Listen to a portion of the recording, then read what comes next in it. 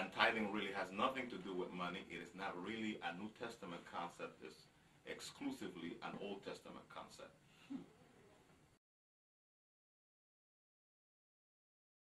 Absolutely.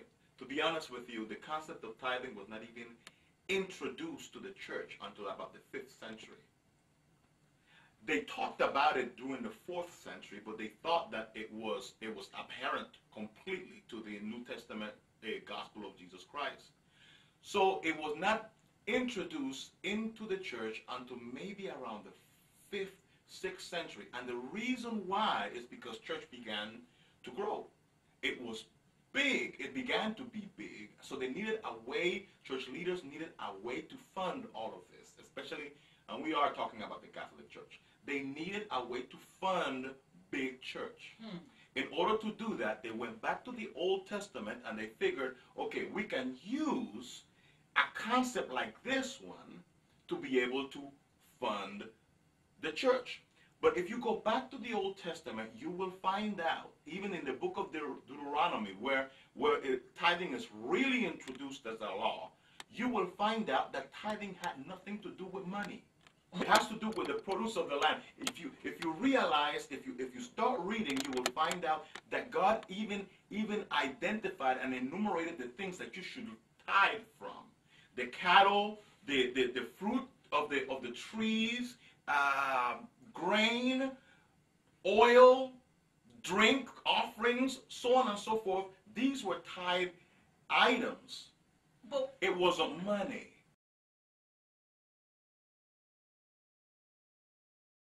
To be honest with you, I would have to say that that's a cop-out, because we know for a fact that they had money back then. How do we know this? Listen, we can go as far back as Abraham. Abraham bought a field for his wife and for his family, and he paid 400 pieces of silver for it.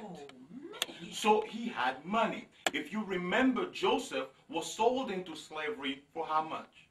30 pieces of silver. They had money. They always had money. As a matter of fact, even in the instructions concerning tithing, the Bible tells us that if your tithe was supposed to be eaten at the temple. You bring your tithe to the temple. The problem was that so many people lived so far from the temple they could not actually bring 10% of everything they made in the fields. So the Lord came up with an idea for that. And the instructions were this: if what you have is too heavy for you, then all you have to do is sell it. When you sell it, you take the money, the silver or the gold that was money, you go to the place where God has shown you to eat your tithe, and there you can buy the stuff you need. So then now you'll go back to buy your tithe around the area in which it was supposed to be eaten, which is something else that you did not know, that your tithe was supposed to be eaten.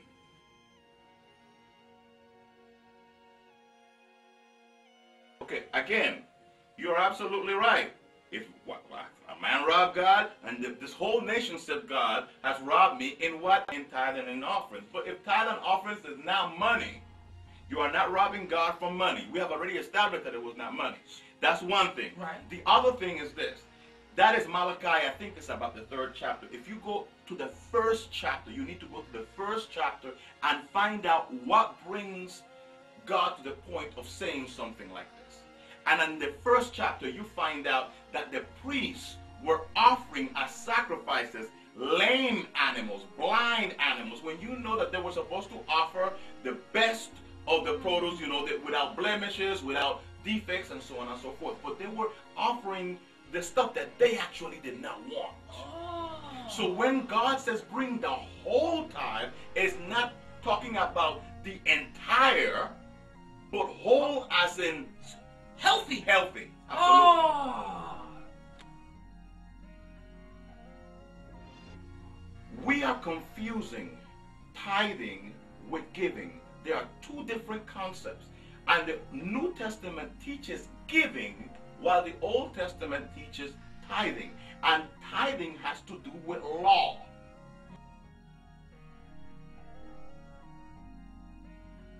I think the best example of giving would have to be the widow that put the 2 pennies or the 2 mites in the offering box. That Jesus noticed her. He noticed how everybody was putting out of their abundance whatever was in excess, but she put all that she had. And again, the Bible did not call that tithing. And again, it was money. Ah, okay, okay. There were coins, so that it was money, but it wasn't a tithe. So giving, which is a New Testament concept, has to do with the heart, has to do with what God has put in your heart to give in accordance to what you have and not in accordance to what you don't have. The problem is that we have decided that the church has to be rich. In order for the church to be rich, if you will, we have to now attach curses to people to motivate them to give. This is the reason why they take an Old Testament curse that talks about the devourer and you are cursed with a curse and so on and so forth, but that had to do with tithing, and they're coming and applying it to money because people are not necessarily motivated to give unless there is a hell stigma attached to it, or there is a possibility that I might be impoverished, or that my health may fail me, or some kind of consequence as a result. Now, whenever you attach giving to those things, then that means that your giving is under compulsion. And it is no longer a heartfelt, spirit-led action. And it does you no good to give under those kind of pretenses. Is there a scripture that would support that kind of lie? There is a scripture that where God says that He loves a cheerful giver, and that whoever gives should not give under compulsion, but as he has proposed in his heart to give. Most of our pastors, and please, I'm not criticizing anybody in particular, but most of our pastors don't trust God enough for that. Do you understand the amount of faith that would be required for you to speak to your congregation and tell them that the law, the Old Testament binding law, is no longer in effect, and that we are living under grace, and so that your giving should be spirit motivated? Man, at the end of the month, there will be a whole lot of nervous pastors wondering if they're going to get paid or if the light bill is going to get paid. But my philosophy is, if this is of God, then your lack of giving cannot destroy it. So if this is of God. Wow. So this requires faith. Absolutely. You see, God is going to sustain His church whether you participate or not. The question is, do you want to be a vehicle by which God supports His church, or do you want to be left out? That's the question. But that the church will go under because you don't give, and because I am so afraid that you won't give, I start making up stuff to make you so afraid and so fearful, then that means that all of your giving is with ill intent. You're trying to buy blessing. Oh, wow. Can God be manipulated like that?